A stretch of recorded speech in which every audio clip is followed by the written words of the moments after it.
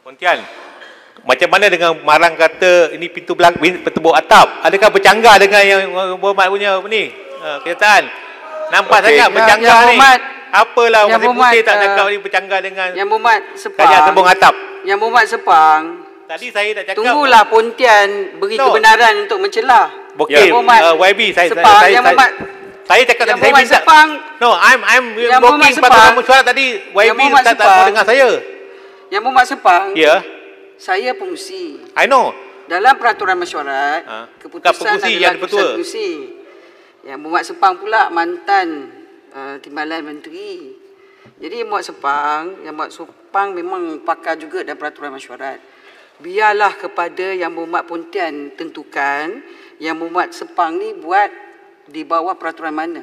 Okey. Saya kepada Yang Berhormat Pontian. Sebelum saya tanya dengan okey, terima kasih Yang Tua. Saya nak tanya Yang Tua, kenapa tadi saya bangun untuk peraturan mesyuarat Yang Tua tak layan saya? Yang Berhormat itu bawah peraturan mesyuarat mana tu? Ini menghabiskan masa lah. Bawah peraturan mesyuarat. Yang Berhormat Pontian kenalah berlaku adil. Nak benarkan dia bercakap ke tidak Yang Berhormat Pontian? No, you are being unfair to me. Yang nak benarkan dia bercakap. Bila saya bercakap peraturan mesyuarat, I want to raise standing order yang pukul 3. Now yang sekarang saya bagi my question Tuan Speaker, saya tanya kenapa tak benarkan saya imbuk soalan ini kepada poin yang baru sekarang. No, tadi kenapa tak benarkan? Itu keputusan saya tadi. Sekarang keputusan baru. You don't even look at me. Kenapa? Saya bagi kebenaran lah. Saya bagi kebenaran tidak. Biar dia buat keputusan. Kenapa? Saya nak tanya, kenapa Tuan Speaker tadi tak mahu bagi saya ruang untuk perkara yang saya timbulkan? Pintu belakang. Saya sokong bagilah Sepang nak bercakap. Bagi. Boleh Sepang bercakap? Silakan. Sepang nak cakap pasal apa? Ni tentang ucapan ni. Ucapan dengar. Okey. Tadi ada ucapan. Okey, terima kasih kepada Yang Berhormat Pontian. Saya nak tanya dengan Berhormat Pontian lah. Tadi kata ini kerajaan pintu istana kan? Adakah Yang Berhormat sedar bahawa kenyataan Yang Berhormat ni bercanggah dengan kenyataan daripada YB daripada Marang ni yang mengatakan ni kerajaan tembok atap? Ni macam mana ni? Mana satu? Kami pun tengah pening nak pilih mana satu ni? Nak pilih kerajaan pintu istana ke kerajaan tembok atap? Tapi kami lebih suka tembok atap. Nampak lebih glamour. Terima kasih. Saya ingin mendengar ungkapan itu dalam dewan ini. Kalau ungkapan itu tidak ada dalam dewan ini, saya tidak akan sebut. Saya sebut perkara tentang pintu belakang ini kerana semalam ketika pertikaian. Tembok atap bukan pintu belakang.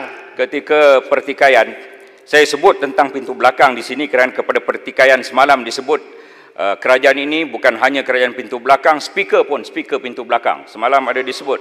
Ya. Yang tembok atap ni saya tak dengar lagi. Pontian, boleh minta penjelasan? Sila. Ya. Kena batangan.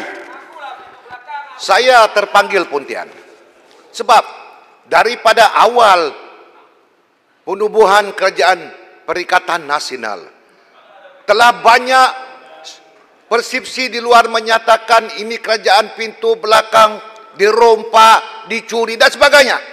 Tetapi itu persepsi. Apa yang jelas mungkin Pontian boleh uraikan, yaitu kerajaan Pakatan Harapan telah bakar rumah dia, bakar jambatan dia sendiri. Apabila dia bakar, kapal Pakatan Harapan telah tenggelam di tengah laut. Kapten dia pun ikut lari. Dalam prosedur SOP biasa, apabila kapten sudah tidak ada, maka kapten baru kena mengambil alih. Jadi kapal pun kena kapal baru. Yang lama sudah terbakar, sudah karam. Ini saya tidak tahu sama ada pemimpin di sana paham atau tidak. Bukan orang lain bakar kapal mereka. Mereka sendiri tuang petrol, bakar kapal mereka. Ya, tuang petrol. Jadi setuju ke Yang Berhormat bahawa yang rumah, dia bilang pintu belakang, pintu pun sudah tidak ada, tiang rumah pun sudah terbakar, sudah runtuh. Sekarang ini kita bina rumah baru dengan strategi yang baru. Setuju ke tidak? Setuju. Saya ingin mengingatkan ahli-ahli yang berhormat. Di tangan saya ini ada salinan teks titah Seri Paduka Yang di-Pertuan Agong. Izinkan saya memperingati semua ahli-ahli yang berhormat. Mungkin ada yang tidak ada dah teks ini. Pada 24 Februari 2020 yang lalu, ini titah Seri Paduka. Naratif landscape politik negara telah sekali lagi digegarkan menerusi peletakan jawatan Perdana Menteri Malaysia yang ke-7. Sekitar jam 5 petang pada hari yang sama, Beta, iaitu Tuanku, telah berkenan menerima menghadap Yang Berhormat Tun Dr. Mahathir bin Mohamad.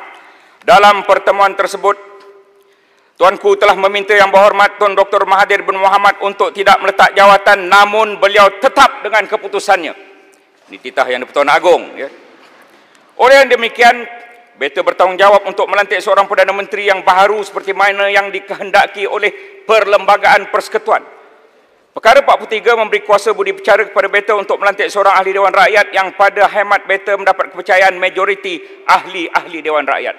Cukup sekadar saya membaca 2 paragraf. Saya ingin merujuk kepada perlembagaan.